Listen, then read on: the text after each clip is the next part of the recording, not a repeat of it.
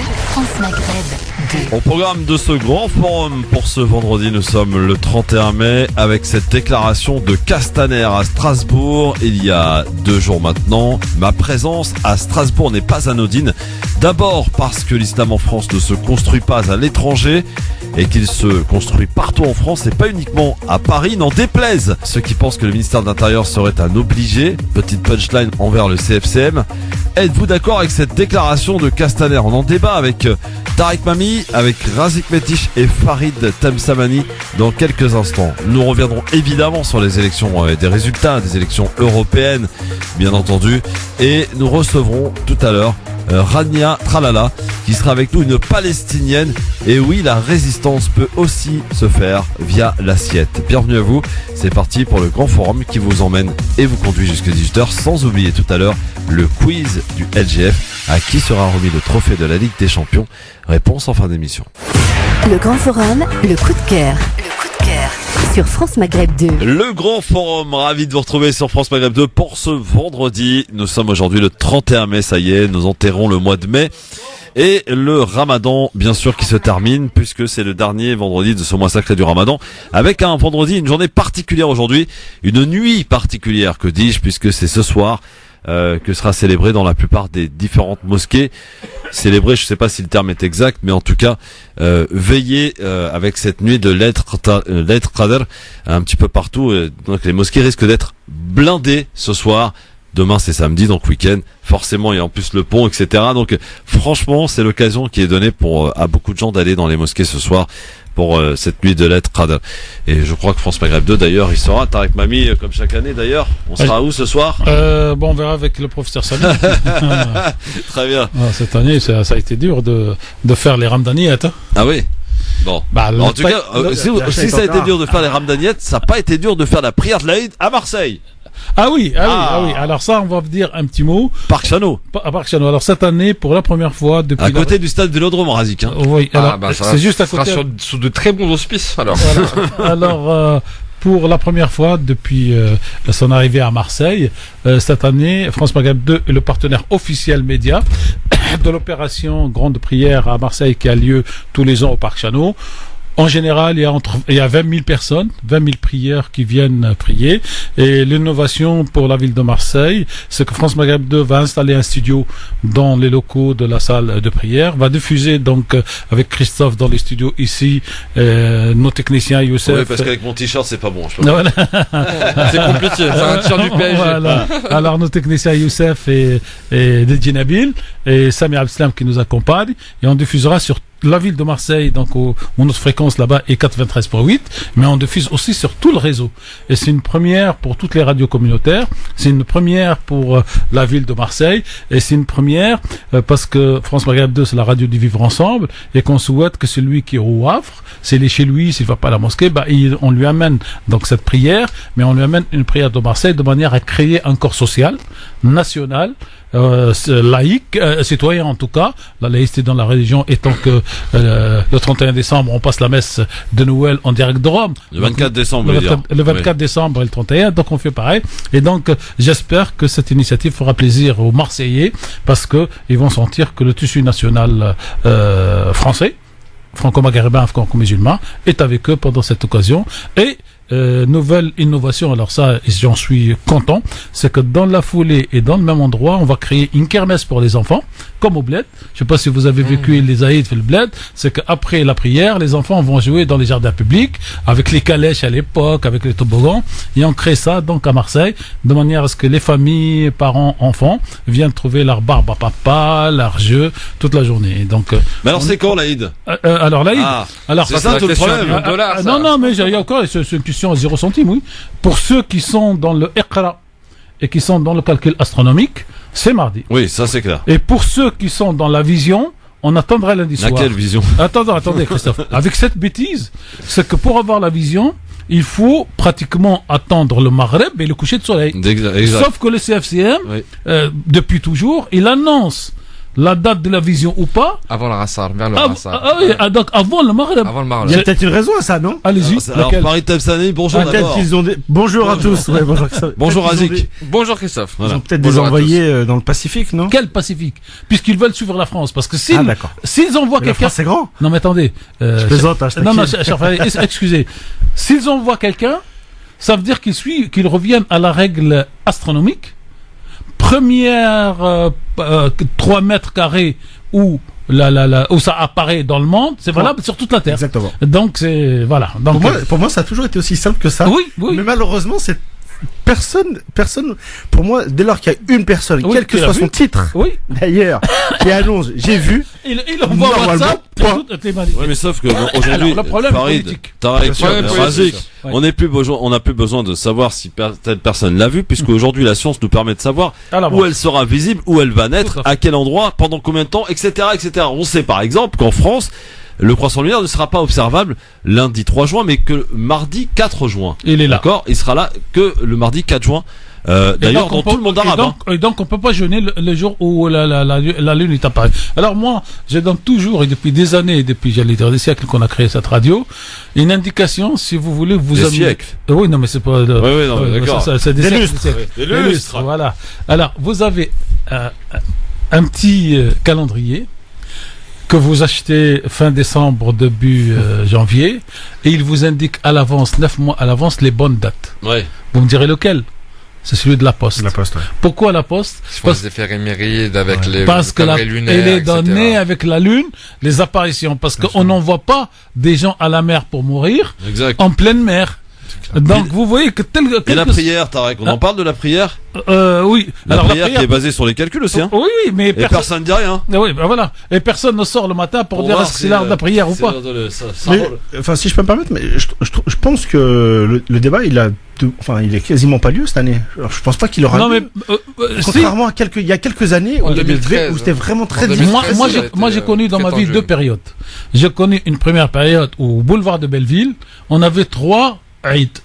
Oh Et là les là. cafés étaient ouverts sur un trottoir. Je l'ai connu. Fermé, cette voilà, période-là voilà, aussi. Je l'ai voilà, ça, connu c'est la au première. Tout début de vie. Oui, voilà. Donc ça, c'est... Et moi, ça m'a marqué à vie. À Paris, les mêmes trottoirs, à droite, Dans gauche. des maisons, monsieur Mamie, moi j'ai connu des maisons Oui, où oui, les exact. parents faisaient Oui, oui. le ramadan et les enfants faisaient l'Aïd. Parce Voilà. qu'il y avait des problèmes Jusqu'à de il y a pas longtemps, génération. La femme et le mari même. Voilà. La femme faisait l'Aïd, le mari de Ramadan. Dramatique. Alors, la deuxième période C'est que ouf. j'ai connue, c'est la fameuse période de 2013, où on reçoit, j'ai toujours le document dans mes Oui. archives, moi j'adore les archives, un communiqué de la mosquée de Paris qui dit le ramadan c'est demain. Donc on annonce à Ouais, la je me radio souviens. et on commence. Et le lendemain à 13h, Ah non, c'est planté. on reçoit un deuxième communiqué La honte. qui annule le communiqué d'hier soir et il dit il faut casser le jeûne et recommencer demain. Oui, mais attendez, ça nécessite une petite explication. Oui, sur ce que vous je dites, vais c'est vous très laisser la intéressant. faire. Je vous écoutais, c'était très bien, Christophe, hier. Parce Et que nous, qu'est-ce qu'on a dit? Nous, on a commencé aujourd'hui, il est 13h. On va pas nous s'amuser à truc. On a dit nous, on maintient. Pour nous, c'est le premier jour et on a continué. À vous, Christophe. il faut juste rappeler qu'en 2013, effectivement, toutes les instances musulmanes de France se sont tous mis d'accord. D'ailleurs, le docteur Ahmed Jaballah, qui était ici hier, nous en parlait. J'étais témoin, nous a-t-il dit.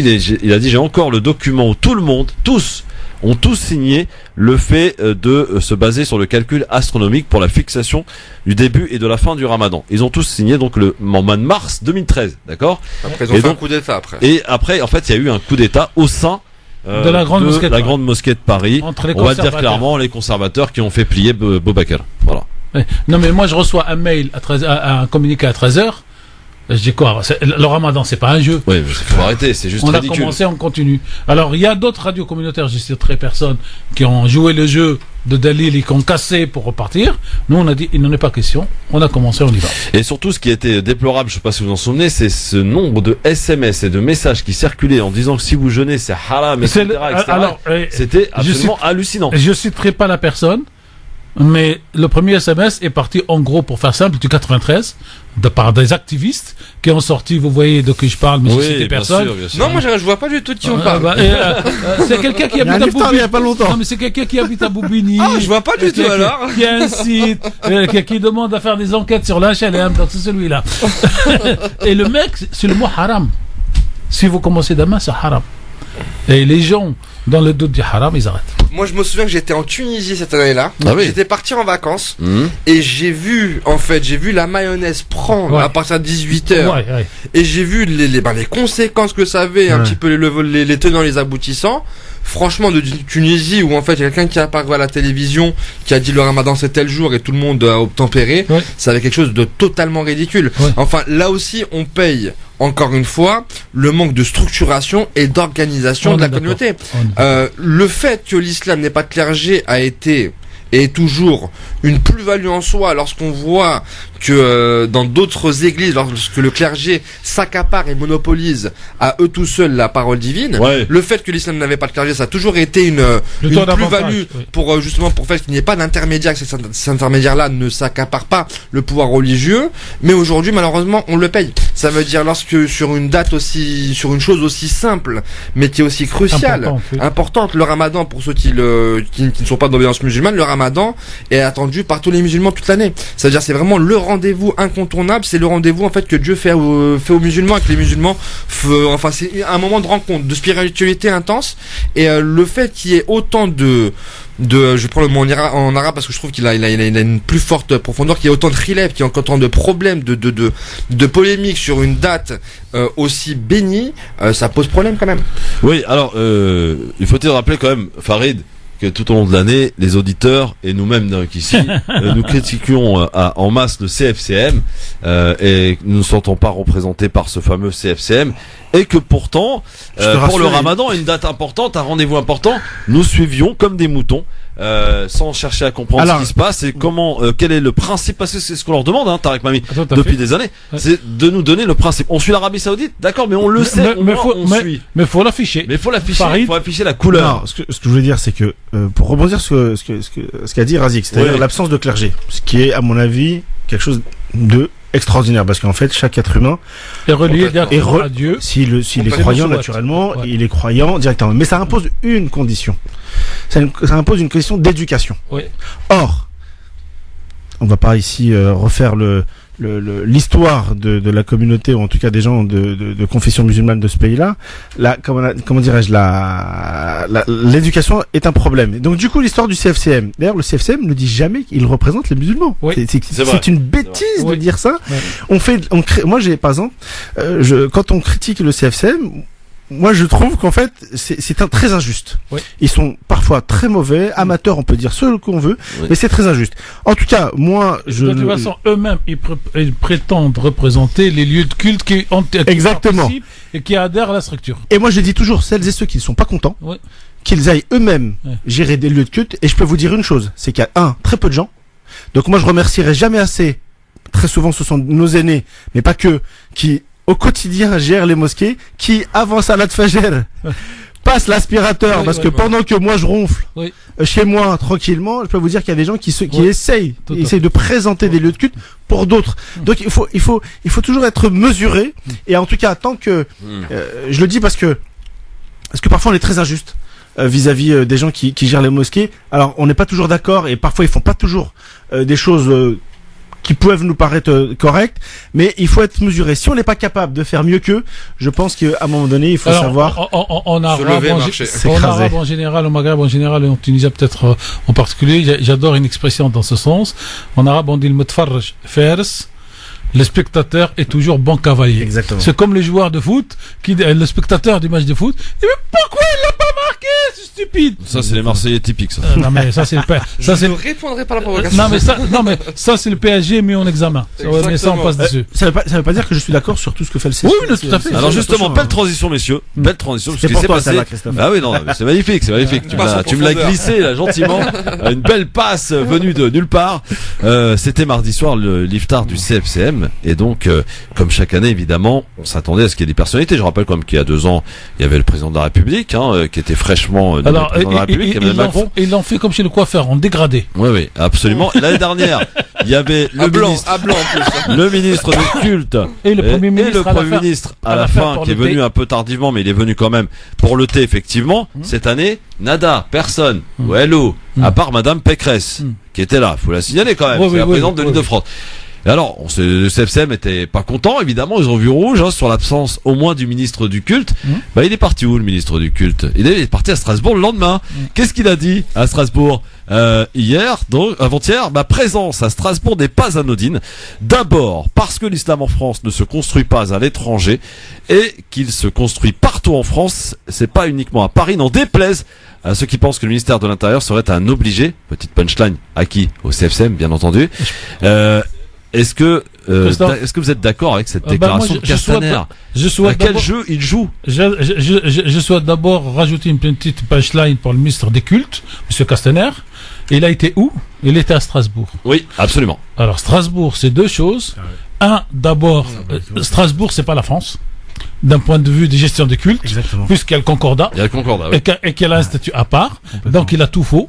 Et le deuxième, et surtout, il a été dans une mosquée contrôlée par le Maroc. Entièrement. Alors, venir nous dire dans ce discours que lui, l'islam de France, quelqu'un avait dit à propos de Fabius il y a longtemps, que s'il aurait dû cultuer, Fabius serait déjà mort depuis longtemps. Et donc, monsieur le ministre de l'Intérieur critique ceux qui construisent l'islam de France à l'étranger et va dans la maison mère de l'islam de France marocain pour faire sa déclaration. Je trouve, pour moi, à quoi il joue, Tarek? Pour moi, il y a deux hypothèses graves et les deux sont pas bonnes pour les musulmans de France et non pas pour le CFCM. La première, c'est que Monsieur Macron, le président de la République et son parti sont en train de se droitiser en vue des élections municipales prochaines et qui vont faire comme Monsieur Sarkozy avec un discours un peu plus léger, comme Monsieur Valls. Les musulmans et l'islam politique ne sont pas intégrés et donc faut leur taper dessus pour que ceux qui sont tentés encore de voter RN voire LR voteraient plutôt à l'RM. Ça, c'est la première hypothèse qui n'est pas bonne. La deuxième hypothèse, pour moi, qui n'est pas bonne non plus, c'est de revenir à une espèce de politique, et j'utilise le mot haïtien, colonial de l'Algérie néocoloniale, pour diviser les musulmans, en tout cas leur petite représentation, parce qu'ils n'ont pas les moyens financiers et intellectuels pour effacer leur ego et pour construire une structure qui gueule d'une seule voix. Et donc, dans les deux cas, c'est pas bon, ni pour les citoyens, ni pour les CFCM. D'accord ou pas d'accord avec cette déclaration de Castaner qui a parlé 10 minutes? Il était accompagné. Moi, je suis pas d'accord. Il était accompagné d'ailleurs d'un certain El Karoui, Kim El Karoui, qui rôdait dans les parages. Et qui me surprend, Monsieur Moussaoui, que jusque-là a été un homme sage. Mais non, mais t'es chez lui au Maroc. Voilà. Et puis c'est pour ça. Et on y vient. Et comme Monsieur Moussaoui, c'est lui qui a passé la convention entre le président Hollande et le roi du Maroc pour former les imams français au Maroc, il a dû recevoir un coup de téléphone. Et je suis méchant. Et de l'Élysée et du Maroc pour lui dire toi tu y vas. Et comme il a d'autres intérêts, y compris de formation des imams, dans lesquels moi je lui accorde vraiment le bénéfice le bon bénéfice, il pouvait pas dire non, parce que s'il disait non, il perdait les imams qu'il formait. Finalement, ceux qui dénoncent l'islam financé de l'étranger sont les premiers à aller, j'allais dire, s'attabler avec cet islam de l'étranger. Ça pose problème quand même. D'abord, ils travaillent avec les Saoudiens qui ont le plus mauvais islam pour le moment wahhabite pour nous, et ensuite ils vont dans la mosquée contrôlée par le Maroc pour dire il faut pas d'islam étranger. Farid Tamsamani, c'est quoi ce message envoyé par le ministre des Cultes là? Pas le ministre des Cultes, c'est de dire on boude le CFCM parce que le CFCM n'a pas, faut dire, parce qu'il faut revenir un peu sur l'histoire contemporaine, c'est-à-dire de cette dernière année du CFCM. Le CFCM a modifié, ou en tout cas a essayé de tenter de modifier ses statuts, parce que très souvent les gens font la critique à juste titre. Le CFCM ne fonctionne pas très bien en termes de, non pas de représentativité, contrairement à ce que... Ils n'ont pas d'oseille. Mais d'un point de vue purement cultuel. Or, ça marche pas forcément, et l'idée qui avait été poussée par Macron, puisque le président de la République a quand même poussé, je vais quand même être un peu honnête, je suis membre de la MIF, donc de l'association... Ça y est, les masques sont tombés. Non, je rigole. Alors je suis membre de cette association. Pourquoi? Pour une raison très simple, c'est que l'idée initiale du président de la République, c'était de créer ce qu'on appelle, on va dire, les conditions d'un islam de France. Bon, on est d'accord. Ça, moi j'ai toujours milité pour qu'il n'y ait aucune ingérence de l'extérieur et que les citoyens musulmans français soient assez nombreux et assez dignes pour s'organiser eux-mêmes. Donc l'idée c'était celle-ci. Ensuite se joue, parce qu'il faut pas se mentir, des intérêts diplomatiques. Oui. Derrière le CFCM, qui sont, pour pas le nier, c'est la Grande Mosquée de Paris, l'Algérie, la fédération, je sais plus comment elle s'appelle, qui est derrière le Maroc, et la Turquie, pour faire gros, c'est 3 grosses obédiences qui en jouent derrière. Derrière, c'est je vais vous dire très clairement, c'est le contrôle de la masse. Ouais. C'est le contrôle de moi, de vous, de quiconque. Et c'est à travers ça, moi j'y ai jamais cru au fait que ces pays lâchent le seul moyen de pression qu'ils ont sur l'État français, c'est-à-dire les descendants des immigrés. Donc moi je n'y crois pas à titre personnel. Maintenant l'idée était plutôt bonne à mon avis du président de la République et d'Hakim El Karaoui. On peut discuter naturellement de la personnalité d'Hakim El Karaoui. Hein. Je suis pas dans l'angélisme. Hein. Je pense que d'ailleurs c'est pour ça qu'il s'est entouré de gens plutôt crédibles tels que Mohamed Bajalafil, le cheikh Bajalafil et le cheikh Tarek Koubro, mais il y en a d'autres. En tout cas, il sait que sa personnalité en termes de crédibilité d'un point de vue islamique est limitée, donc du coup il essaye de faire les choses proprement. Quant à cette guéguerre avec le CFCM, le ministère de l'Intérieur qui ne gère pas les cultes mais qui gère les relations avec les cultes, lui très clairement a pris position. Et tout ce que je peux vous dire, je vais faire une petite anecdote, c'est que tout ceci était, comment dirais-je, n'était quasiment pas acté jusqu'à dimanche soir. Oui. Pourquoi ? Parce que bien sûr, le résultat des élections a changé la donne. Bien sûr. Pourquoi ? Parce que la réalité, c'est que le président de la République, sur le chantier, on va dire globalement de l'islam, n'a pas avancé comme il fallait, en tout cas n'a pas lancé le chantier en début de mandat. Il a pris beaucoup de retard et très clairement, les gens considéraient que c'était fini. Pourquoi ? Parce que à cause de la crise des gilets jaunes, sur ce sujet-là, on ne peut plus avancer. Maintenant, les élections de dimanche soir, qui clairement lui donnent, on y reviendra tout à l'heure. Lui donne un succès. Oui. Donc peut-être que ça a changé la donne au ministère de l'Intérieur et donc du coup on dit voilà, il faut s'afficher non plus avec le CFCM mais pour montrer la désapprobation, parce que le CFCM n'a pas joué le jeu du ministère de l'Intérieur ces dernières années, parce qu'on critique beaucoup le CFCM, mais du coup lui cette fois-ci il a vraiment pas joué le jeu du bureau des cultes, hein. Et donc du coup on va s'afficher dans 3 mosquées qui sont celles d'Ivry, Ivry il est pas allé, un des imams. Ivry, il y a eu un problème avec les Mauritaniens. Voilà, dont un des imams est Mohamed Bajalafil. L'autre mosquée, c'était Bordeaux avec Tarek Koubro.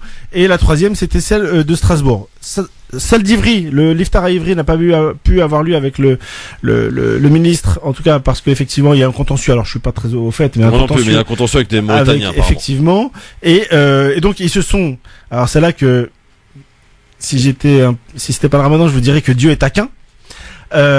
Ils vont s'afficher dans une mosquée à Strasbourg. 2 particularités, mais Monsieur Mami l'a particulièrement bien décrit. C'est premièrement, on est sur un des rares territoires avec les Outre-mer dont la laïcité ne s'applique pas. Parce qu'il faut quand même le rappeler, la laïcité ne s'applique pas à Strasbourg puisqu'on est sur un problème, on est sur le Concordat. Il y a des territoires d'outre-mer où en fait la laïcité également ne s'applique pas. Pourquoi ? Parce qu'il n'y a qu'une seule religion reconnue. Je pense notamment très souvent à la Guyane où la seule religion reconnue c'est le catholicisme. Donc il faut remettre ça. Et donc le deuxième élément, c'est qu'il va dans une mosquée financée, contrôlée, payée, tout ce que vous voulez, par le royaume du Maroc. Donc à un moment donné, en termes de crédibilité, en termes de cohérence, il y a un problème. Tu ton discours. Alors, en fait, Razik, si vous permettez, Razik, vraiment 5 secondes. En fait, ce message ne s'adresse pas au CFCM. Le message de Strasbourg. Il s'adresse à qui alors ? Aux musulmans ? Il ne s'adresse pas aux musulmans. Il s'adresse aux électeurs. Et il s'adresse aux électeurs français lambda qui sont incapables de faire la différence entre une mosquée qui appartient au roi, entre une mosquée qui appartient à je sais pas qui, et entre cette marmala et tchatchakchouka entre musulmans. Et donc le message que j'envoie, nous, État, nous ne sommes pas tenus par l'organisation musulmane qui apparaît dans toutes les télévisions comme celle qui représente les musulmans. Pour nous, elle ne représente rien et donc nous, on n'a pas besoin d'eux. Et ça, c'est très fort comme message politique. Donc les musulmans, vous inquiétez pas, c'est le ministère de l'Intérieur qui s'en occupe, pas le ministère du culte. Parce que nous avons le ministère de l'Intérieur, police, et des cultes pour les religions. Et donc, pour ces gens-là, c'est plutôt l'intérieur. Et c'est ça le message subliminal qui, pour moi, est en train de passer et de glisser. Razik Métiche, oui, t'as vu que l'islam de France, c'est encore pire qu'à Bobigny, là. Non, pas encore. À Bobigny, ça restera toujours pire. Non, ça bouge beaucoup, on en parlera tout à l'heure. Ça bouge énormément. Pour revenir là sur ce qui a été dit concernant cet islam de France, moi déjà je vais commencer par la petite illustration qu'il y a eu dans les différents articles de Libération. On voyait un pauvre imam en tenue avec un thé, en train d'attendre la venue hypothétique du ministère de l'Intérieur. C'est risible à souhait. C'est vraiment en termes de considération, on pouvait pas aller ça plus fait fort. mesquine, quoi. C'est la première chose. La deuxième chose, lorsque le ministère de l'Intérieur prend cette décision, bien évidemment qu'il faut l'avoir en corrélation avec les résultats électoraux qu'il y a eu dimanche soir. Et j'en veux encore pour preuve le discours que j'allais dire le candidat, parce que c'était presque un discours de candidat, le discours que le président de la République, Emmanuel Macron, a eu lors de la restitution du grand débat national. Il a eu un discours dans les 45 minutes qui était dans une posture gaullienne et qui était de très bonne facture. Sur les 2 dernières minutes, il a chargé l'islam de France comme jamais le candidat Macron ou le président en exercice ne l'avait fait. Donc pour moi, ce mouvement remonte de bien plus loin. C'est qu'aujourd'hui, on avait pensé en début de mandat que le candidat Macron, dans une acceptation libérale à l'anglo-saxonne, avec une laïcité plus inclusive, avec une laïcité plus positive, avait peut-être sortir du carcan dans lequel les présidents Hollande, le Premier ministre Valls et le président Sarkozy avaient enfermé l'islam de France. On se rend compte que vu les réalités électorales, car lorsqu'il fait ça, il fait ça à 2 semaines des élections et c'est tout sauf un hasard, vu les réalités électorales et vu qu'en plus que ces calculs ont été vérifiés par les résultats de dimanche aux européennes. On en parlera dans un instant, Azik, tes résultats. Pardon de te couper parce qu'on est un peu pris par le temps. Et je rappelle aussi aux auditeurs qu'on recevra tout à l'heure Rania Tralala, qui j'espère arrivera au moins avant 18h, pour nous parler d'une certaine sorte de résistance, la résistance par l'assiette. Dans l'assiette. Dans l'assiette, exactement. Justement, des résultats des européennes, on en a parlé, et vous continuez de voter à cette question, à cette déclaration de Castaner. Est-ce que vous êtes d'accord? Vous êtes, pour l'heure, 27% êtes d'accord avec cette déclaration de Castaner sur Facebook, France Maghreb 2, vous continuez de voter. Sur Twitter, le grand forum FM2, on est de retour nous très vite avec vos appels aussi, au 01 40 33 9000. Et j'ai le petit quiz, hein. Il est là, le petit quiz. Attention. La Ligue des Champions, c'est pour qui? Bah, ça, forcément, ça pour un Marseillais, parce que je crois qu'ils sont tous les 3 Marseillais, donc ça, on est bien parlé. Non, pas toi, Farid? T'es parisien? T'es parisien, Farid? Je suis devenu parisien. Ah non, c'est un faux, il est devenu. Ah, tout de suite.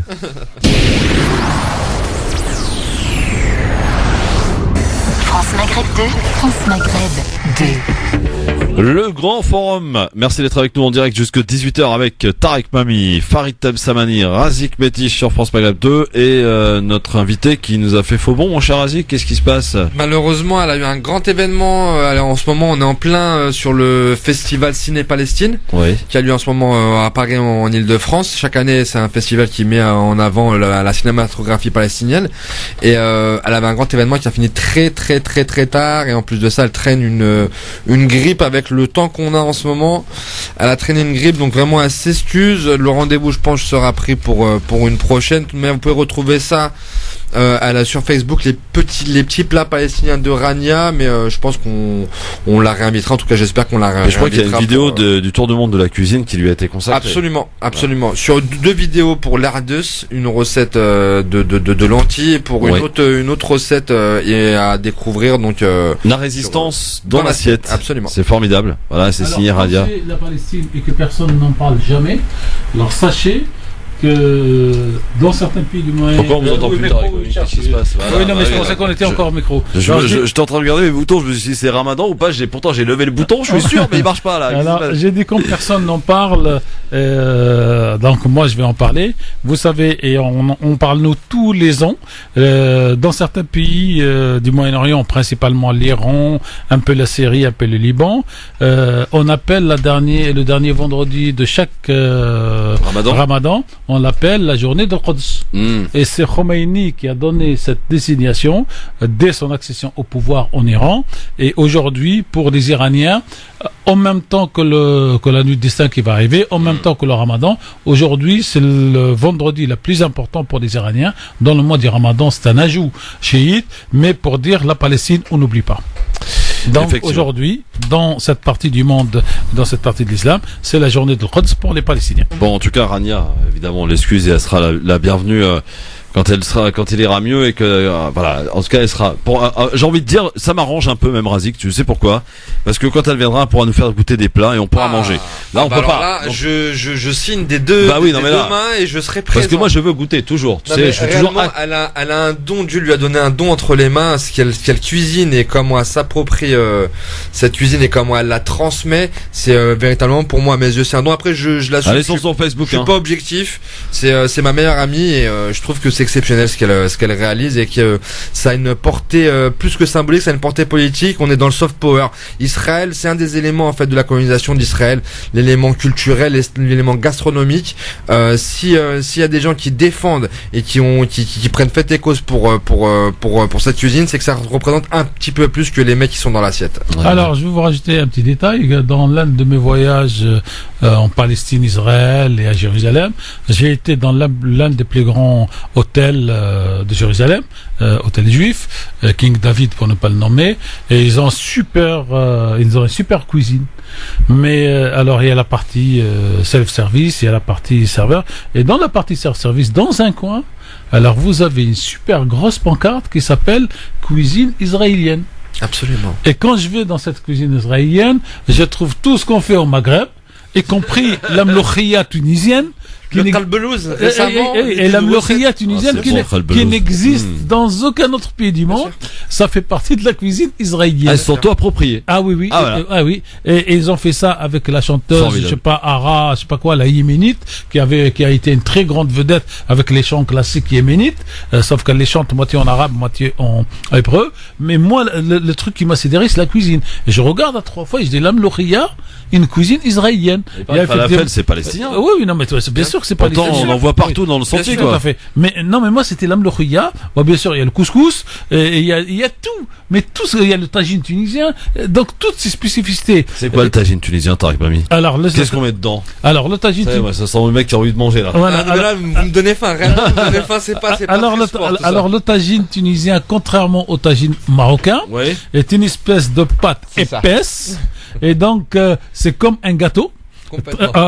Assez haut, assez épais, et dans lequel vous avez donc les œufs, vous avez, alors selon la richesse déjà et des autres, du thon ou de la viande hachée ou de la viande en morceaux, et vous avez, et puis il y a, pour ceux qui veulent un peu de fromage, et vous avez, en fait, des pois chiches. Alors imaginez une pizza, mais qui fait 6 fois la hauteur de la pizza et coupé en petits morceaux. Et c'est un truc extraordinaire.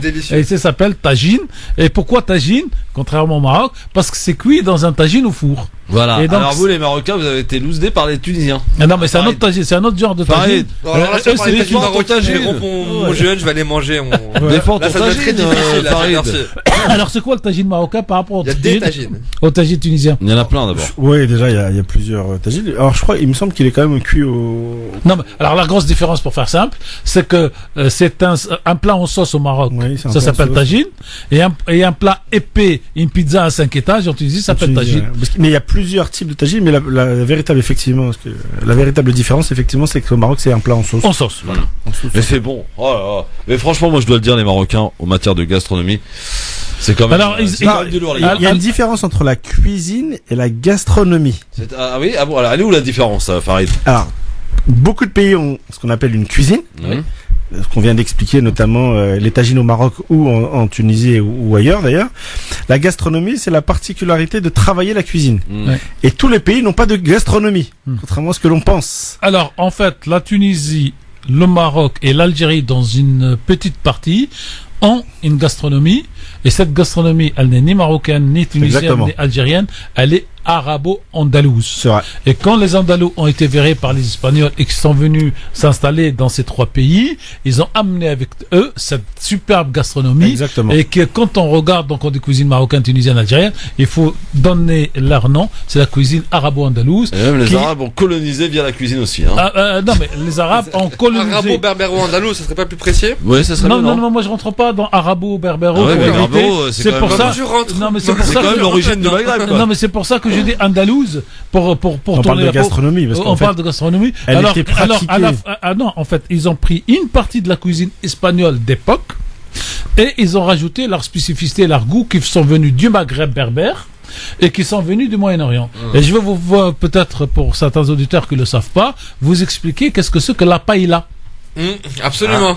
La paella, c'est très bon en tout cas. Ah bon. C'est Vous en savez fruits ce de que c'est mer. que la Elle a païla? été cuisinée quel jour parce que Non, c'est mieux que ça. La païla en Espagne, c'est une prononciation espagnole du mot baqaya en arabe qui signifie les restes. Absolument, c'est le reste. Et quand les rois andalous, arabo, berbéro, je sais pas quoi, illinico, Qui était le week-end, justement. Voilà. Ils faisaient donc les grands repas pire que nous pendant le ramadan. C'est mieux que les grosses têtes de grand forum, il n'y a pas à dire. Voilà, et aujourd'hui c'est super parce qu'on se prend pas trop la tête. Ouais. C'est le dernier vendredi. C'est le vendredi. Et puis c'est le dernier du ramadan.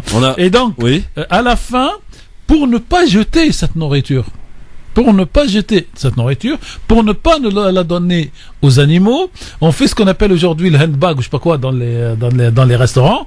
On met toutes les restes de tous ces plats dans une marmite. On les mélange, on leur rajoute un peu de poivre et sel pour leur donner un goût, et on sort les donner aux Espagnols pauvres de l'époque.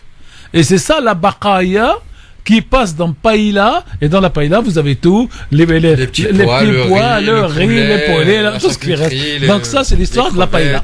Merci infiniment. Moi, je pense que c'est véritablement plus instructif que de parler du CFCM. Oui. Totalement. Et c'est plus passionnant. Et c'est beaucoup plus passionnant. C'est vrai, non, mais t'as raison, pareil. Après, il faudra que je réfléchisse. Mais j'ai faim, j'ai envie d'une paella maintenant. Uniformiser, c'est-à-dire changer de sujet. La politique, t'en as marre au bout d'un moment. Hein? Walid, bonsoir. Qu'est-ce que t'en penses, toi? T'as appris des choses, là? Bah, moi, ce que j'entends, c'est beau, mais ça m'attriste. Pourquoi ça On a une t'attriste? belle culture, on a eu une belle avancée scientifique, et aujourd'hui, on n'arrive même pas à se mettre d'accord pour fixer une date pour faire une fête religieuse. Walid, vous n'aimez pas la païla, alors, hein? Bah, si, j'adore ça, mais c'est tout ce que les musulmans ont fait dans le passé, toutes ces avancées qui étaient astrologiques, médicales, gastronomiques. Et aujourd'hui, j'ai l'impression qu'on est au plus bas, en fait. Pour se mettre d'accord sur une date pour faire une fête, on n'est pas d'accord. Pour faire des guéguerres entre nous, pour qui aura le monopole de la parole musulmane, on est les premiers. Alors que quand il faut dire la vérité, par exemple sur ce qui se passe avec les Rohingyas, ce qui se passe en Chine avec les musulmans, ce qui se passe avec les Palestiniens, bah, y a personne qui parle. Et le Maroc, l'Algérie, la Turquie, la Tunisie, tous les pays musulmans, bah, c'est les premiers à se battre pour rien, en fait. Et donc ça m'attriste. J'écoutais par rapport au CFCM, là, par rapport à ce que Castaner a fait là. Mais moi je trouve que c'est intelligent, c'est diviser pour mieux régner. Ils ont compris que les musulmans se font la guerre entre eux, qu'ils ne font que se bouffer entre eux. Donc pourquoi ne pas en profiter? C'est simple en fait. Qui disait ne sont colonisables que les... Benabi. Voilà. Et Ibn Khaldoun avant. Ce que disait, je crois que c'était Faiza Ben Mohamed avant-hier qui parlait quand il y a le monsieur qui a appelé. Et moi, ça me faisait rire. J'ai été choqué par certains de ses propos. Quand il disait que le CFCM avait été créé et qu'on disait aux membres du CFCM d'aller voir les mosquées, de faire l'éloge des valeurs républicaines dans les mosquées. Mais c'est quoi C'est Abdallah Zekri. Franchement, moi, je trouve ça ridicule. Bon. Et toutes les paroles qu'il a eues avant-hier sur votre radio, ils auraient dû les dire le premier jour au gouvernement quand ils sont venus les voir. Tout à fait. Est-ce que... Farid. Ouais, moi je trouve qu'on fait un faux procès là-dessus. Dans tous les pays musulmans, à majorité musulmane, j'entends. Tous les pays à majorité musulmane. Je vais parler de celui de mes parents, qui est le Maroc. Vous avez des directives qui émanent d'un ministère des Habous qui vous dit, voilà... En France, on parle de valeurs républicaines. Au Maroc, on parle d'autres valeurs. Et vous avez des gens qui, quasiment tous, malheureusement pas tous, mais vous avez un certain nombre d'imams qui encouragent un certain nombre de choses par rapport au roi, par rapport à la royauté, par rapport au patriotisme du pays. Différence, pareil, si je peux me permettre. Oui, c'est quoi? La France, c'est l'étendard de la laïcité, etc. Non-ingérence dans les cultes en France, sauf que là, non-ingérence. Finalement, oui, non-ingérence, bien sûr. Bah oui. Bien sûr. Et là, c'est tout le contraire qui se passe finalement. Là, il te parle de valeurs républicaines. Oui, non, mais il te parle de non-ingérence dans les cultes. Pour pouvoir créer une mosquée. Cultes, hein. Alors 2 secondes. Pour pouvoir créer une mosquée. Mais ça correspond pas qu'à la France. Hein. Moi, c'est pareil en Algérie. Je suis d'origine algérienne. Et quand j'entends dans les mosquées qu'on les oblige à faire l'éloge de Bouteflika, bah, ça me faisait rire en fait. C'est pas le lieu. C'est ni le lieu ni l'endroit pour le faire. La politique c'est dehors et la mosquée en fait c'est un lieu de culte, c'est la maison de Dieu, c'est la maison où tous les musulmans se rassemblent pour être d'accord sur le même point et avancer tous ensemble. On n'est pas là pour faire l'éloge d'un seul homme. C'est qui Bouteflika, c'est qui Mohamed VI, c'est qui Emmanuel Macron, c'est qui Merci Walid pour ton avis en tout cas. Oui Farid, tu voulais finir, vas-y. Je disais juste qu'en France, on faisait pas l'éloge du président de la République, mais des valeurs du pays, qui est différent par exemple du Maroc, où on fait l'éloge du roi en personne. On a bien compris ça. Vous savez, moi j'adore une phrase de Badinter, il faut la retenir pour la balancer à tous ceux qui vous parlent. Elisabeth ou Robert? Monsieur Robert. Monsieur Robert, c'est bien de le préciser. Non. Monsieur Robert. Monsieur Robert. Monsieur Robert, un jour, il était dans une espèce de grande conférence et quelqu'un lui ratatine 3 fois la France, pays droit de l'homme. Et il leur dit, c'est fou en plus. Hein. Il leur dit, je veux vous expliquer. C'est faux. La France, écoutez. Oui, c'est lui qui le sort la phrase. Il dit, la France est le pays de la déclaration des droits de l'homme, ce qui ne signifie pas que la France est le pays des droits de l'homme. Exactement. Et donc, quand quelqu'un vous sort ces phrases, y compris Castaner, je dis, monsieur, mais d'ailleurs, vous avez tout faux. Même sur les valeurs de la République, en fait, les gens ne savent pas. Les valeurs de la République, en fait, ce sont des idéaux. Oui. Ce sont des idéaux inatteignables. Par définition, inatteignable. Bien sûr. C'est un horizon. Il faut tendre. Plus on s'approche vers lui, plus c'est mal. Mais ce sont pas des choses, c'est pas factuel. Messieurs, je vais vous mettre d'accord. J'en suis sûr. C'était dimanche. Non, tout à l'heure. Il y a la pub qui arrive. Je suis sur les starting blocks, là. Non, on rentrer de l'argent. Dimanche soir, on s'attendait à un écart important entre la République En Marche et les RN. Or, on a eu, et moi le premier, je m'y attendais, tous les spécialistes, tous les sondeurs donnaient un écart important, et là, ça aurait été évidemment une véritable défaite pour Macron. Or, on se retrouve avec un écart de 0,9.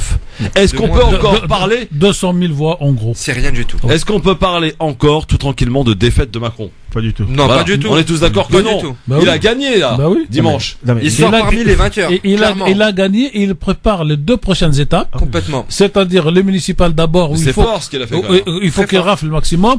Et là, pour ceux qui ne savent pas faire de la politique ou qui ne veulent pas, il a dit je serai candidat. Complètement. Pour la présidentielle prochaine, parce que là, j'ai assis un corps électoral qui restera autour de 22 premiers tours et ça bougera plus. Alors, moi, c'est un succès pour le président de la République. Très clairement. Deuxièmement, il faut quand même remettre les choses dans le contexte. On sort de plus de 6 mois de gilets jaunes. Et finalement, les Français. Affaire Benalla, hein. Par exemple, l'affaire Benalla. Finalement, les Français lui donnent raison. Donc, mais, il y a une difficulté. Pour moi, les cadres français. Parce qu'on sait qu'il y a voté les zones urbaines. Non, c'est essentiellement les zones urbaines, pour l'essentiel, les cadres, effectivement. Mais pour moi, cette distinction, Christophe, tu as complètement raison, moi, elle est très dangereuse. Elle est très dangereuse, pourquoi? Parce qu'en vérité, Macron, le président de la République, fait ce que Mitterrand a fait, c'est-à-dire une opposition entre lui et le Front National, aujourd'hui le Rassemblement National. Oui, c'est vrai. Mais il va se passer, ce que les gens ne veulent pas voir, il va se passer dans ce pays une crise profonde. Et cette crise-là, c'est à force de faire cette opposition-là. C'est-à-dire de ne pas être rassembleur. C'est-à-dire que moi, par exemple, je suis très critique vis-à-vis de Jacques Chirac, par exemple. Parce que je trouve qu'en fait, il a loupé le coche. En 2002, il a loupé le coche. Même en 95, il a loupé le coche, surtout etc. 2002, mais peu importe. La réalité, c'est qu'il était rassembleur. Ah oui. C'est-à-dire que même les électeurs du Front National, il leur parlait. Aujourd'hui, en fait, parlait, hein.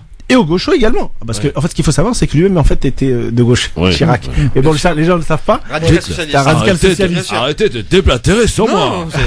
Et la difficulté, c'est que moi, j'ai peur d'une chose en ce moment. Oui, comme Mitterrand était de droite, alors. À force de faire de la stratégie, pour de la stratégie, en fait, on va arriver à ce qu'on appelle une opposition de fait. Oui. Et cette opposition de fait, elle n'aboutira, je le souhaite pas, mais elle n'aboutira que dans une confrontation beaucoup plus profonde, dans une confrontation où en fait il va y avoir une France contre une autre. Et ça, à mon avis, personne ne doit le souhaiter. Je rajoute une petite nuance. Mais on y est quasiment. Oui, mais sauf que je rajoute pas encore. Hein. Sauf on y arrive. Sauf que je rajoute une nuance, voire 2. La première nuance, c'est que l'apparition des écolos dans la 3e position risque de changer un peu la donne du point de vue. Est-ce qu'elle n'est pas voulue, Tarek, cette... Non, mais attends, Christophe, attendez, si vous permettez, du point de vue du corps électoral. Le corps électoral des jeunes de 18 à 30 ans, en gros, votait Front National systématiquement jusqu'à cette élection. Et c'est la première fois où c'est les écolos qui remportent la majorité du vote des jeunes c'est les écolos. Et le Front National est en deuxième, et LR est en troisième. Ça, c'est la première réserve que je peux mettre. La deuxième réserve, c'est que votre raisonnement tient la route. Tant qu'on est encore dans cette élection, à la majorité aux 2 tours pour les législatives ou pour la présidentielle. Par contre, demain, quand on basculera d'une manière ou d'une autre, de toute façon, ça se fera à la proportionnelle, le Front National ne peut plus accéder pour avoir cette majorité, parce que l'opposition A1 contre 2 se fritera.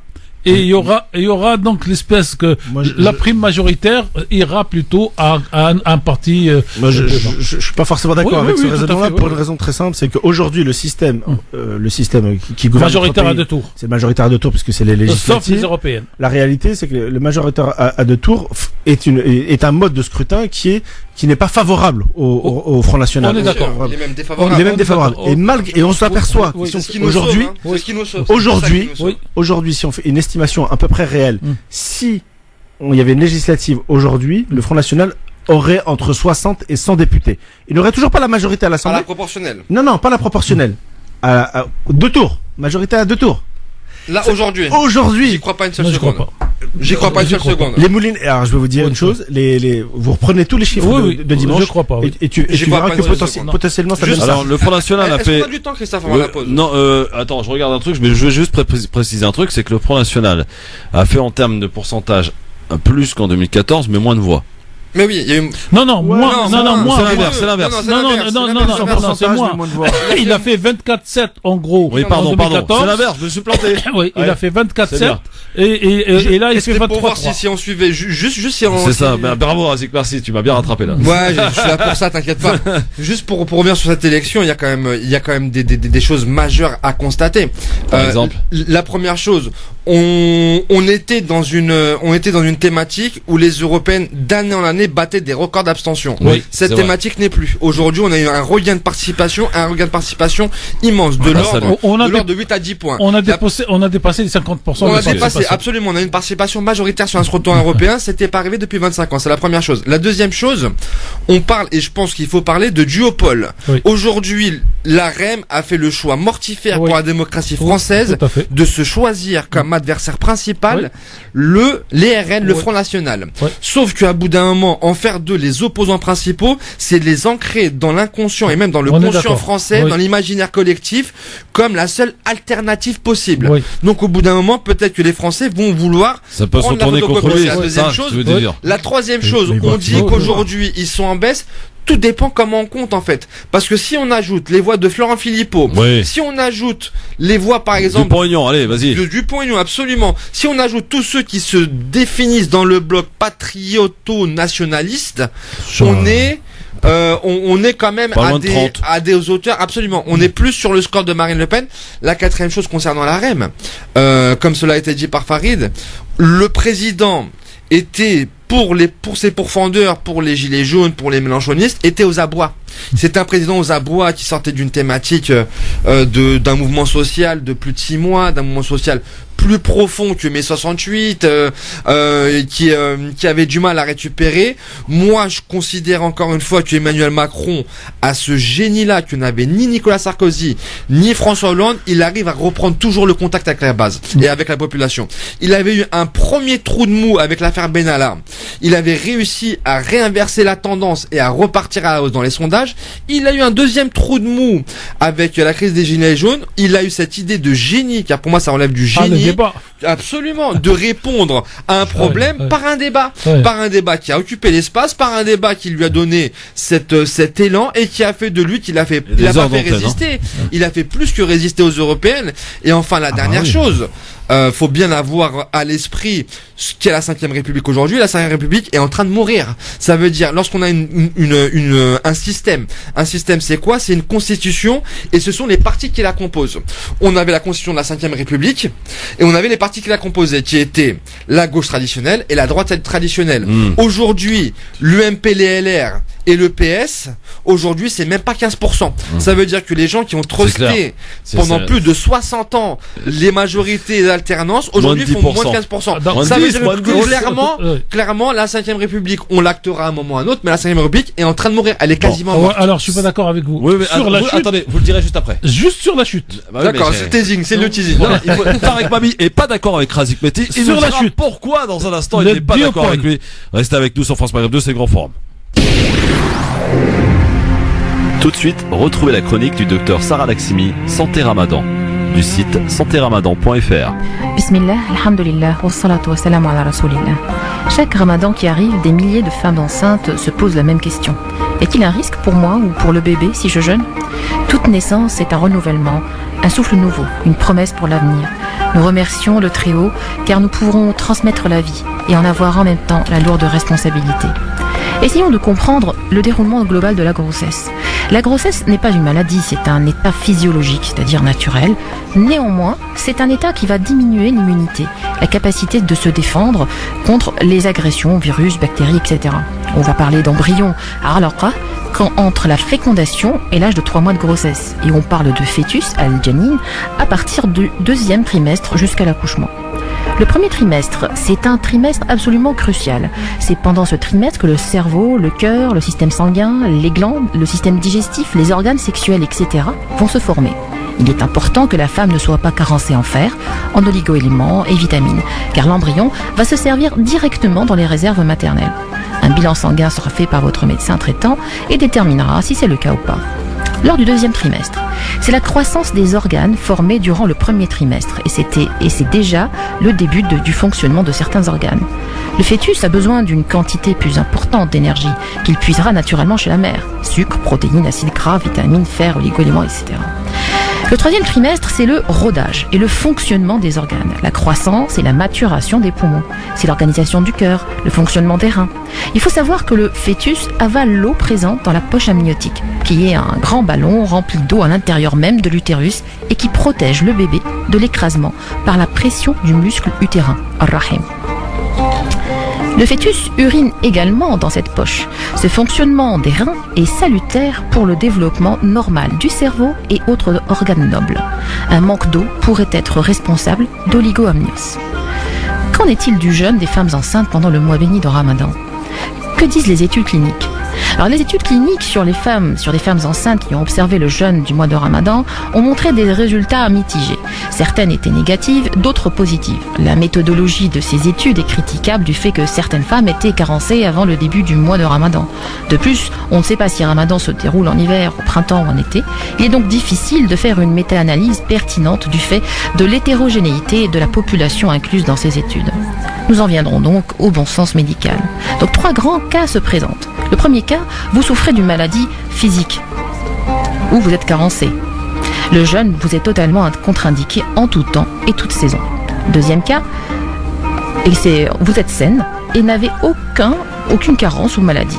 Le jeûne n'a pas d'incidence particulière sur vous et vous vous sentez parfaitement capable de le faire. Le problème sera le risque encouru par votre bébé, car c'est le contexte dans lequel est effectué ce jeûne qui est important. Il n'y a aucune crainte pour les réserves nutritionnelles, car vous en avez suffisamment. Votre bilan sanguin est rassurant, votre bébé trouvera tout ce qu'il faut pour vivre et se former sainement et normalement. Mais vous n'avez pas de réserve d'eau. Le problème qui se pose en ce Ramadan 2012 est essentiellement le manque d'eau. En Europe et en France, c'est l'été. Les journées sont longues et chaudes. Le petit être humain que vous portez à l'état embryonnaire ou fœtal n'a pas la capacité de résister à ce manque d'eau. Votre enfant en sera privé pendant toute la journée, ce qui pourrait lui être préjudiciable. Le risque, entre autres, est l'oligoamnios. C'est de l'eau qui manque dans la poche amniotique et qui peut être à l'origine d'une insuffisance, d'une part, d'une insuffisance de développement des poumons du fœtus et des malformations des membres. Ça peut être des malpositions des pieds et des mains ou encore des déformations articulaires dues à la pression exercée par l'utérus par insuffisance d'eau. Le deuxième, c'est lors de l'accouchement, la présentation du fœtus par le siège est la plus fréquente. La naissance par les fesses du bébé au lieu de la tête, qui est la position normale et naturelle, peut provoquer des accouchements difficiles, forceps et large épisiotomie. De plus, elle peut également faire prendre la décision de pratiquer une césarienne avec toutes les conséquences qui s'en suivent. L'autre problème qui pourrait se poser est le problème du métabolisme du sucre. Le bébé recevra une charge sucrée trop brutale et trop importante à l'heure de l'iftar, ce qui pourrait être néfaste pour lui. Le plus sage et le plus responsable dans ce mois béni est d'éviter le jeûne.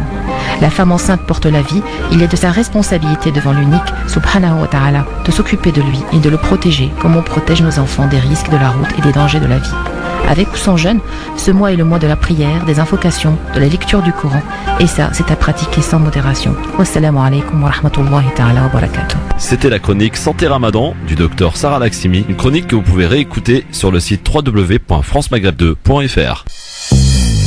France Maghreb 2 vous souhaite un beau Ramadan. Le grand forum sur France Maghreb 2 avec Tarek Mami, Farid Tabsamani, Razik Métis sur France Maghreb 2. Je rappelle d'ailleurs que ce soir c'est la nuit de l'Aïd Qadr et que les mosquées de France et de Navarre, du monde musulman, risquent d'être pleines aujourd'hui. On peut faire une critique là-dessus. Qu'est-ce qu'il y a? Sur ça, j'y ai pensé, j'y pensais même. Allez-y, il y a une potentialité que ce soit la nuit de l'Aïd Qadr.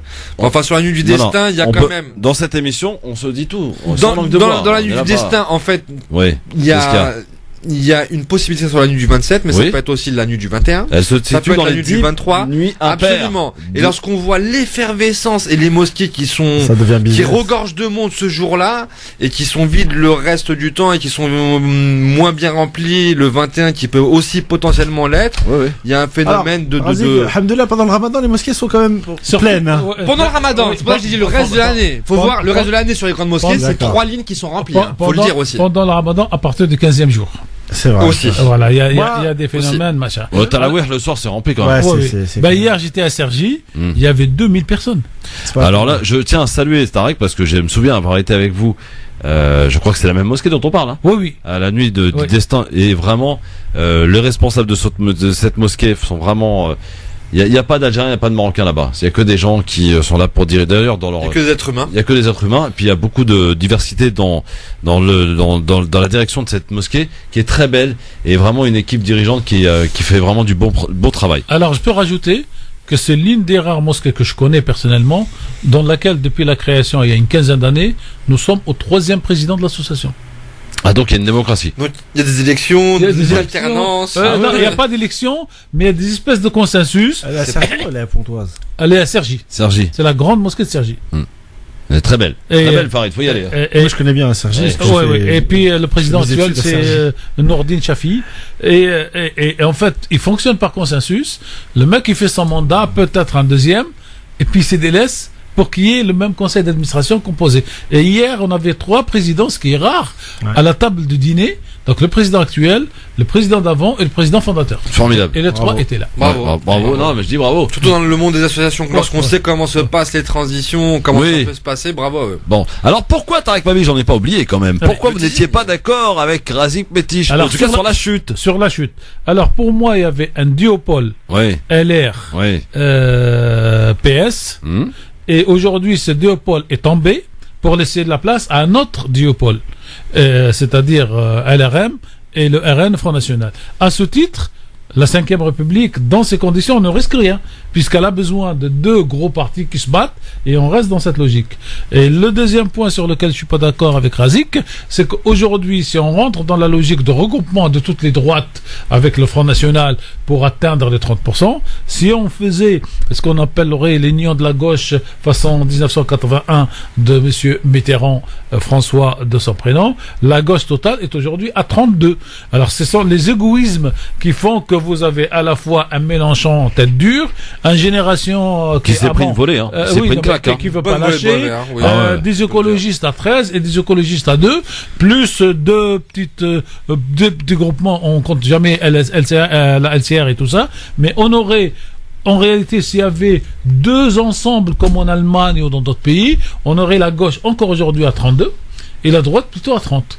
La question, c'est que LRM, on la rajoute où c'est pour ça, atteindre les 50. Donc, est-ce que LRM irait plutôt sur la gauche à la droite. ou plutôt À à la droite? droite, Et auquel légèrement à cas, droite. Elle se droitise.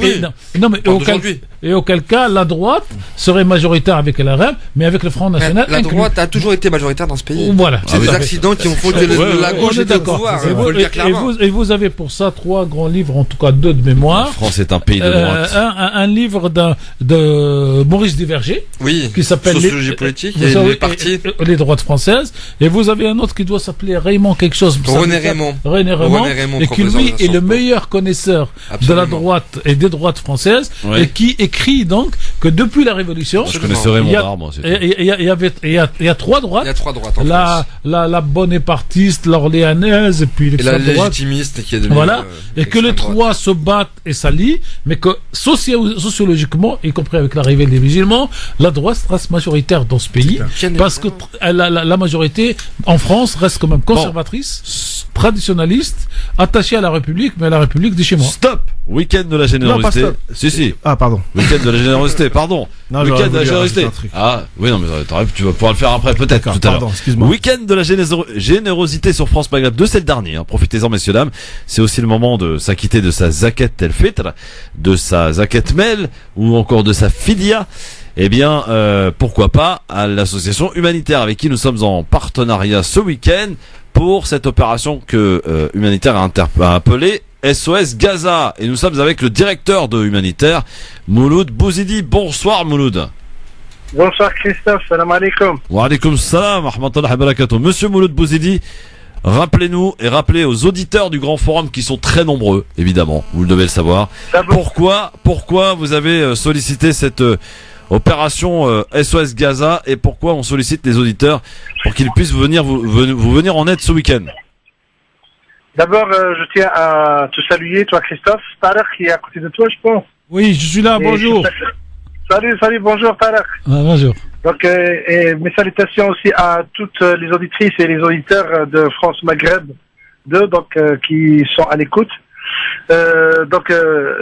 Comme chaque année, on est dans l'obligation de lancer des opérations. Malheureusement, les Palestiniens, leur situation ne s'améliore pas. Ici, on parle de droite, de gauche, etc., de mutation. Là-bas, il n'y a pas de mutation. Il y a toujours la stagnation. Donc, depuis plus de 10 ans, je ne me rappelle pas de la date là tout de suite. Je pense 12 ans. Depuis l'élection de Hamas à Gaza. Oui, ça fait 2006. Depuis l'élection du Hamas à Gaza, c'était en 2006. De 2007, donc ça fait à peu près 12 ans de blocus donc à Gaza. Et j'ai une petite, si tu permets Christophe, un petit retour au début du mois du Ramadan. Donc au début du mois du Ramadan, les musulmans sont joyeux de voir la lune avec la prière du prophète sallallahu alayhi wa sallam dans laquelle ils demandent que ce soit une lune de paix, de sérénité, de foi, de sincérité. Et moi, j'ai eu une idée, j'ai dit, il y a peut-être une autre lune, qui est la lune des Gazaouis. Donc chaque année, depuis 4-5 ans maintenant, quand il y a la lune du mois du Ramadan, il y a les bombardements, il y a les bombes qui tombent. C'est vrai. Donc c'est des familles qui ne sont plus chez eux parce qu'ils n'ont plus de chez eux. Des familles qui perdent le papa, la maman. Et j'ai lu une histoire, je ne sais pas si elle est vraie, mais elle donne une idée sur ce qui se passe à Gaza. C'est un garçon qui a perdu son grand frère en 2009, son petit frère en 2012, son papa en 2014 et sa maman en 2019. C'est-à-dire chaque fois qu'il y a une guerre, il perd un membre de sa famille. Donc là-bas, c'est un cas, on va dire, presque généralisé. Donc il n'y a pas de famille qui n'a pas perdu un cher. Ouais, alors Mouloud, pourquoi ce oui. week-end vous avez sollicité les auditeurs de France Maghreb 2 pour acheminer, je crois, voilà. La partie médicale, hein? Oui, là, nous avons 2 parties. Donc, la première partie, c'est la partie médicale, SOS Gaza, suite au bombardement du début du mois de Ramadan. Nous avons acheté des ambulances, des voitures de transport d'handicapés et de matériel médical surtout pour les handicapés. Donc, ça va arriver, je pense, dans les semaines qui viennent. Donc, on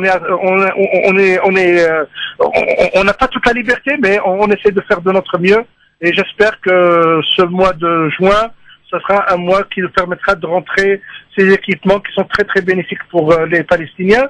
Mais aussi la deuxième occasion, c'est la fin du mois du Ramadan. Nous sommes tous dans l'obligation de s'acquitter de la zakat al-fitr. Beaucoup de musulmans ont l'habitude de payer leur zakat al-mal pendant ces jours bénis aussi. Donc, Fidyat al-Siyam pour ceux qui n'ont pas pu jeûner.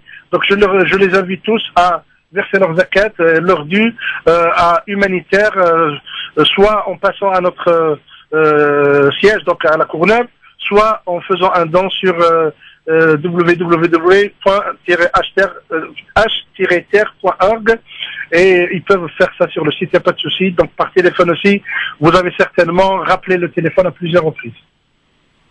Alors on rappelle le numéro de téléphone pour joindre évidemment. C'est 01 48 48 85 85.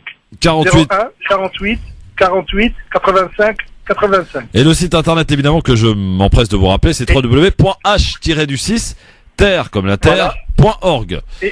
Exactement. Bon, Mouloud, on refait un point tout à l'heure dans l'émission Parler Islam avec Bajrafil. Tout à l'heure, si tu le veux bien.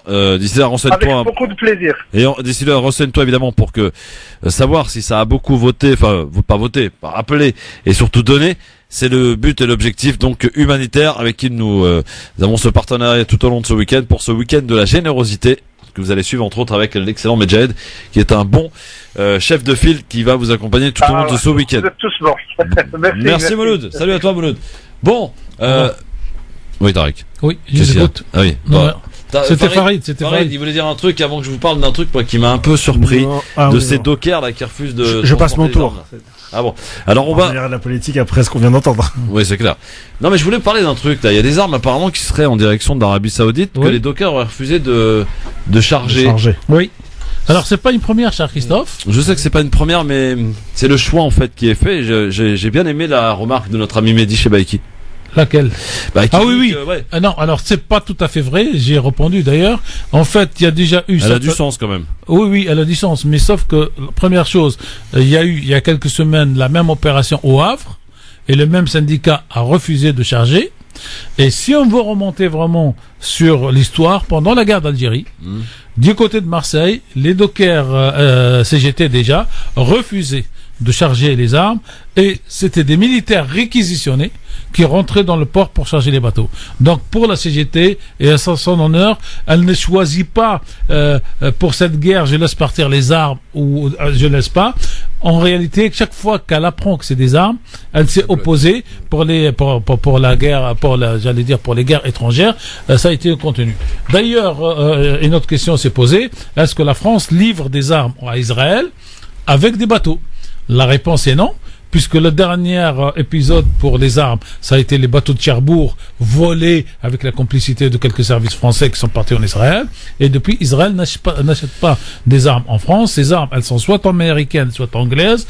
Et il n'y a pas de grand commerce avec Israël. Et donc, la position de la CGT, pour moi, elle est remarquable et elle est saluée parce qu'elle est constante. Et puisque vous parlez d'Israël, Netanyahou qui n'a pas réussi à faire, à concilier un gouvernement de Alors, il a fait pire. Il a fait pire, Christophe. Il faut savoir qu'est-ce qu'il a fait. Netanyahou n'est pas un démocrate en Israël. Ça oui, c'est pas un secret, ça. Non, n'est pas un démocrate en Israël. Je vais pas dire il n'est pas un démocrate avec les Palestiniens. Parce que s'il arrivait à minuit, en constatant qu'il n'a pas constitué de gouvernement, le président de la République israélienne était en droit... C'est ça la démocratie. Non. Le président était en droit de nommer quelqu'un d'autre pour former un gouvernement et il a 3 mois.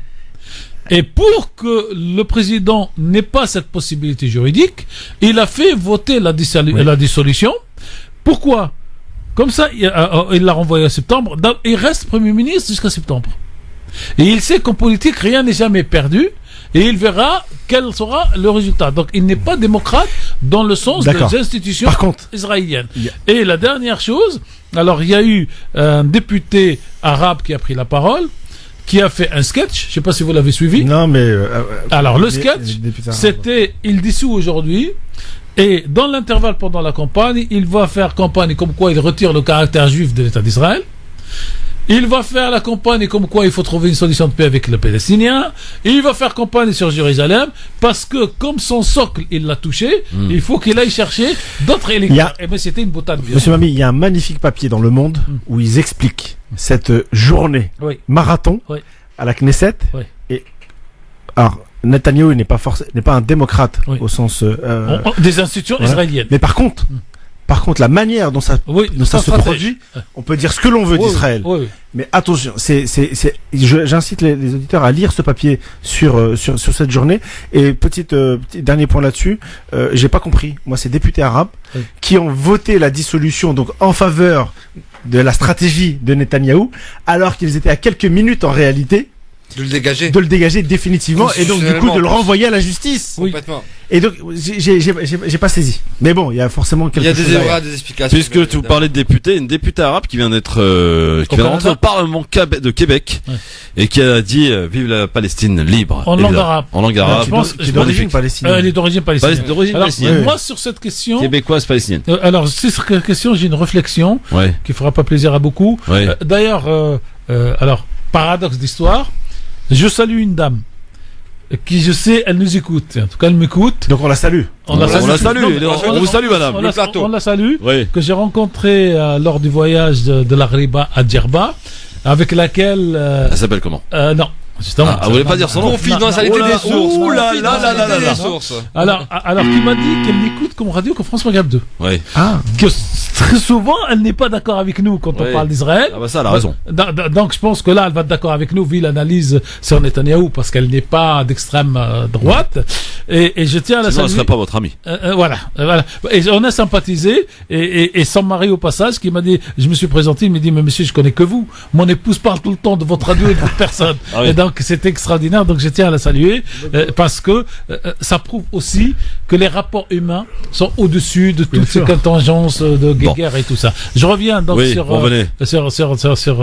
sur Netanyahou. Netanyahou, en fait, est pris dans un piège à la Sarkozy, à la Balkany, et il ne fait que repousser les dates parce qu'il sera condamné de toutes les façons pour tout ce qu'il a fait, parce que son but, pour beaucoup, n'est pas de mon point de vue, de sauver l'État d'Israël, mais de sauver son poste et de laisser un nom dans l'histoire. Il aura eu Jérusalem, plein de choses. Dernière chose, alors la grosse guerre pour laquelle il est tombé, c'est qu'en fait, il a l'extrême droite et la droite religieuse qui refusent de faire le régime, le service militaire.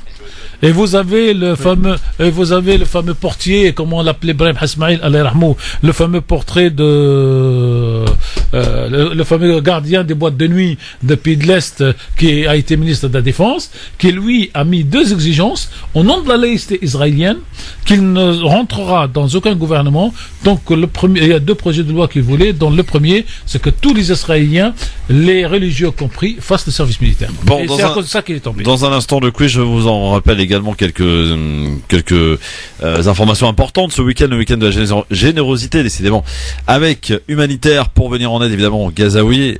Dans l'aspect médical, il est important d'appeler le 01 48 48 85 85 ou de contacter le site www.h-lucister.org et de vous signaler aussi que le jour de l'Aïd, si c'est mardi ou mercredi, en tout cas France Maghreb 2 s'installe au Parc Chano à Marseille pour retransmettre la prière de l'Aïd et pour vous accompagner lors de cette kermesse qui sera organisée sur place. Une première à Marseille au Parc Chano.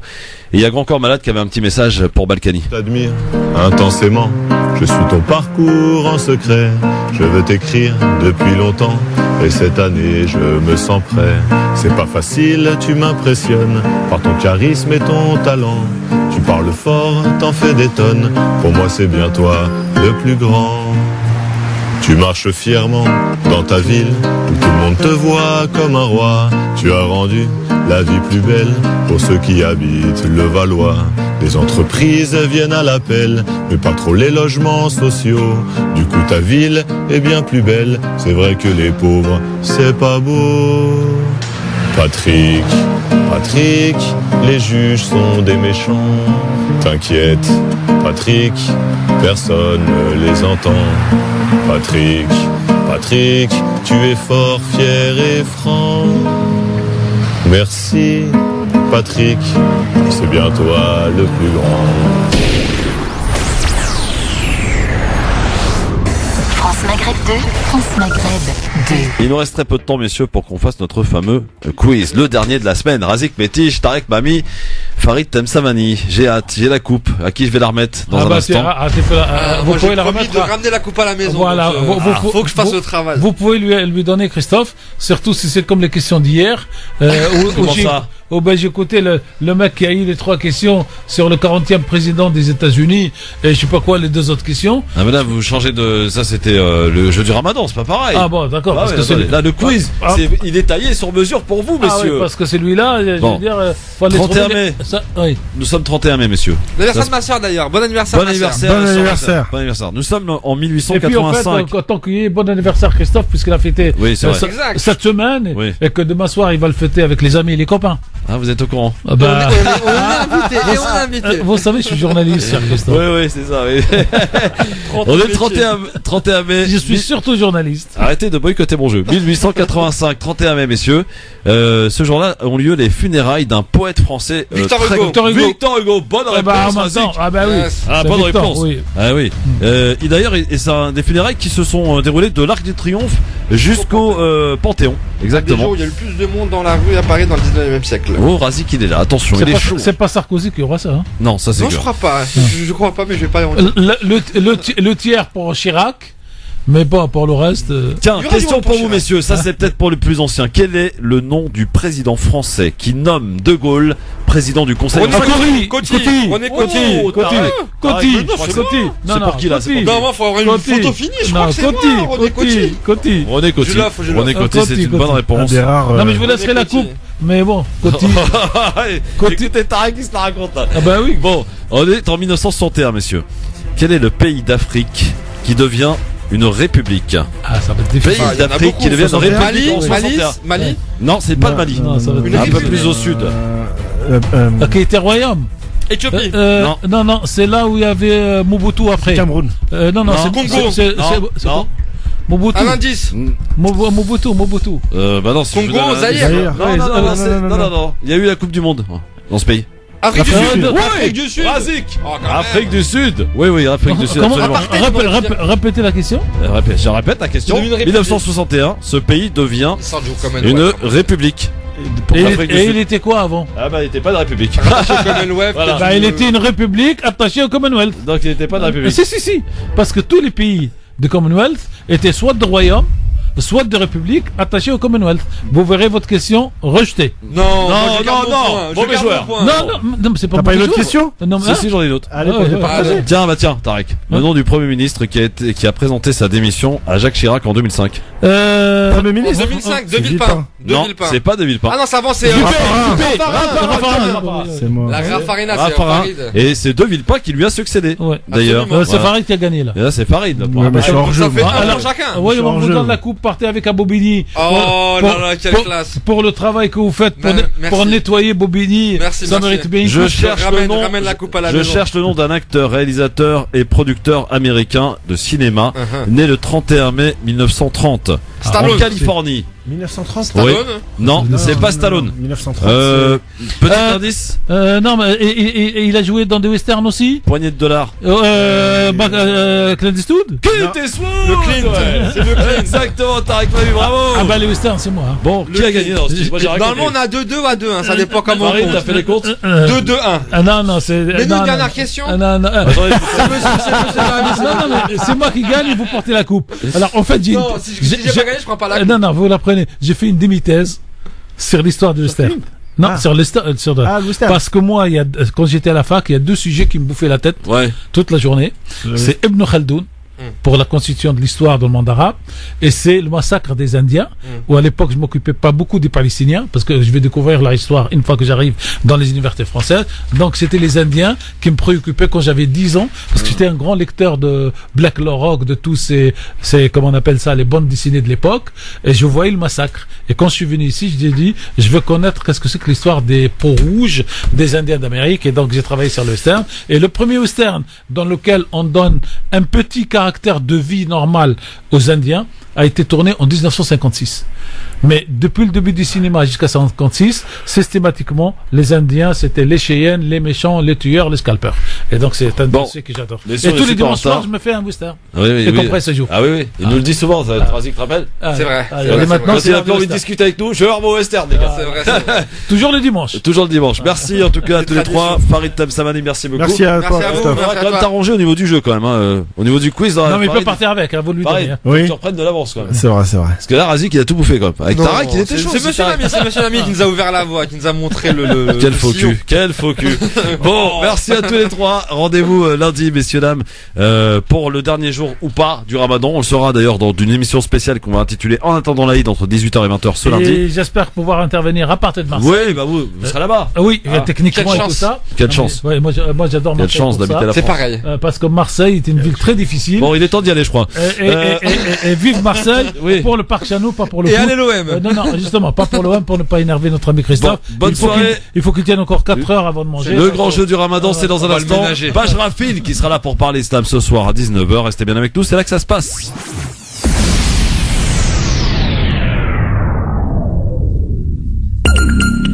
Bon début de soirée, 18h04.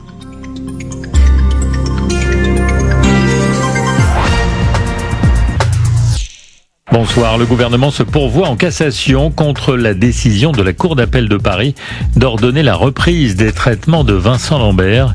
Un jugement en date du 20 mai alors que les traitements venaient d'être interrompus. La Cour d'appel avait estimé que l'État devait respecter les mesures demandées par un comité de l'ONU dans l'attente d'un examen du dossier sur le fond. Le suspect de l'attentat de Lyon présenté à un juge, il devrait être mis en examen ce soir pour tentative d'assassinat terroriste. Le procureur de Paris explique qu'il a reconnu avoir confectionné le colis piégé et l'avoir déposé dans le centre-ville. Le parquet va demander son placement en détention.